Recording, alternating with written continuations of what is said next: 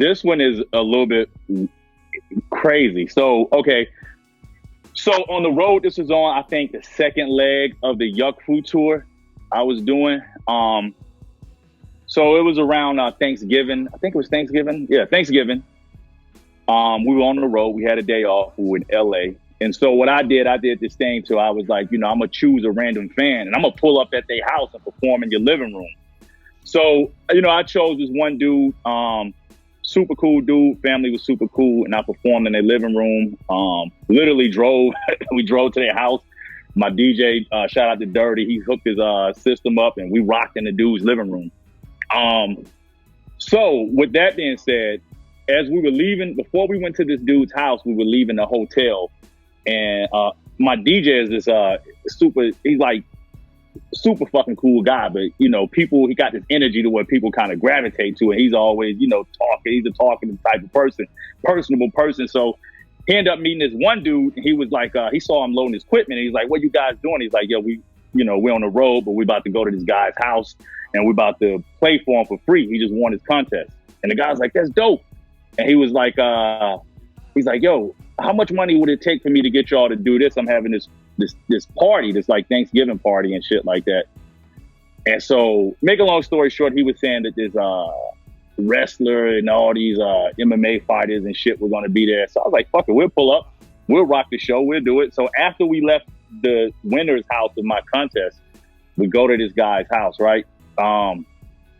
Super cool guy, and we meet some of the people. We met, I'm not gonna put the dude's name out. We met this MMA fighter, and this guy, he goes, "Yo, man, I kind of just broke up with my girlfriend. I kind of did something messed up." He was like, "What I want to do is I want to surprise her.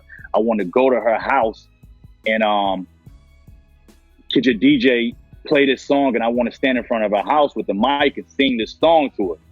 And we were like, "Yo, that sounds kind of dope. That's yeah, we'll do it." And so we went to Orange County, and this was all in California. So we drove to Orange County, extravagant neighborhood, like, yo, crazy neighborhood. So I'm already sketched out a little bit just because, you got two black dudes and we in a fucking black van. And, we got this MMA fighter. He want to sing this Ed Sheeran song to us. Ed Sheeran, right? I'm pronouncing the dude's name. So he wants to sing this Ed Sheeran song. So on the drive there, he's in the seat practicing his singing and shit like that. And so we get to the house, super fucking, I'm gonna probably say the neighborhood we was in, the cheapest house had to been $10 million. That's how crazy this neighborhood was in. And everybody's backyard was the beach. It was I think it was it Laguna Beach or some shit like that? Some crazy shit. Anyway, and I'm like, holy shit, if these people see us like sneaking, like we gotta have the lights off. I was like, any minute the cops are gonna get caught on us. So I'm like, yo, I'm telling my DJ, like, hurry up with the dude, kind of hurry this shit up so we can get out of here. So they loading up, and so the guy kind of like the MMA fighter kind of dips off. And I'm like, where the fuck is he going? He's kind of hiding, right? And then I go over to him. He's like, hey, I don't want her to see me, so I'm just kind of gonna play it low over here. So I'm like, okay, cool. So we set up, and the lights come on, and this dude comes out of the house like frantic, like panicking, and he's like, hey, what are you guys doing here? Whatever. And then he goes to us. He's like, were you guys here with this guy? He mentions the dude's name, and we was like, I'm kind of, I ain't want to snitch my man out. So I'm just like, I never heard of the guy. And I'm looking around. So my man peeling off. And I'm like, what shit is this? And so the cops end up pulling up. And so a whole squad car. And to be honest, the cops are pretty cool with us. I'm expecting some bullshit. So they were like, we're looking for this guy, so-and-so. We have a fucking, what do you call it? A restraining order on him. And I was like, oh shit. And I was like, what happened? And so they were like, the girlfriend that he was trying to get back, this guy, actually, the dad was like, keep it. He's like, I don't know, but that guy, he tried to murder my daughter twice. So dude peeled off. I don't know where the fuck he's at.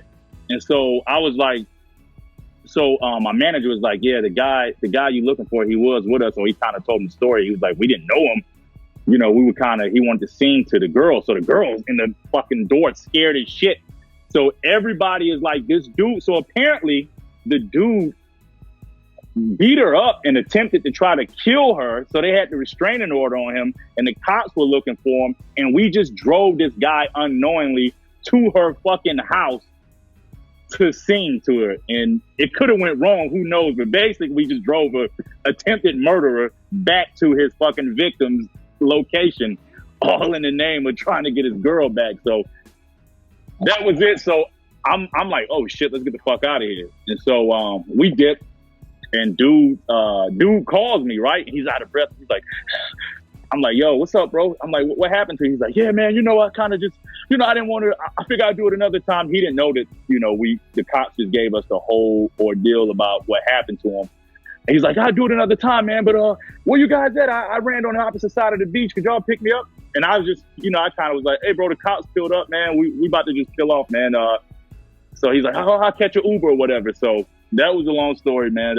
And he's like out of breath, like, he's like, I just have to run. I didn't want to, I'll do it another time. I'm like, holy shit, this dude, motherfucker got a restraining order. And we just drove this motherfucker to Orange.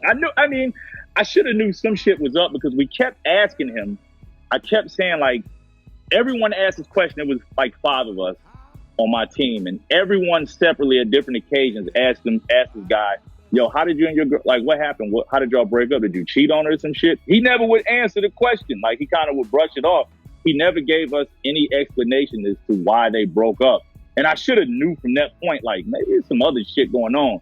So basically, make a long story short, this dude, I guess he beat the shit out of her, and that's why they broke up. I don't know why. Being on tour sometimes, especially when you have off days and shit, you just get bored and you just try to find like just shit to do. So that was one of them days, man, where I'm gonna just stick to just chilling in a hotel. That's it. He was a cool guy too. Like it wasn't. I didn't really. He was, huge dude, MMA fighter, huge as fuck. So I can imagine like. The dad was so scared though. The dad was like, came out, got the flashlights and shit on. He's like, yo, if he's around, he's not supposed to be around here. So the dad calling the cops. So that's when I was like, something's off. This guy, what the fuck did he do? And the whole family just came out. They was all frantic. Like the way they were acting, like the dad literally said, this guy tried to kill my daughter. I was like, holy shit, what the fuck? But yeah. He was a cool dude, though. I'll give him that. He was super cool, super nice guy. Like, but I guess all murderers, they got to appeal to him.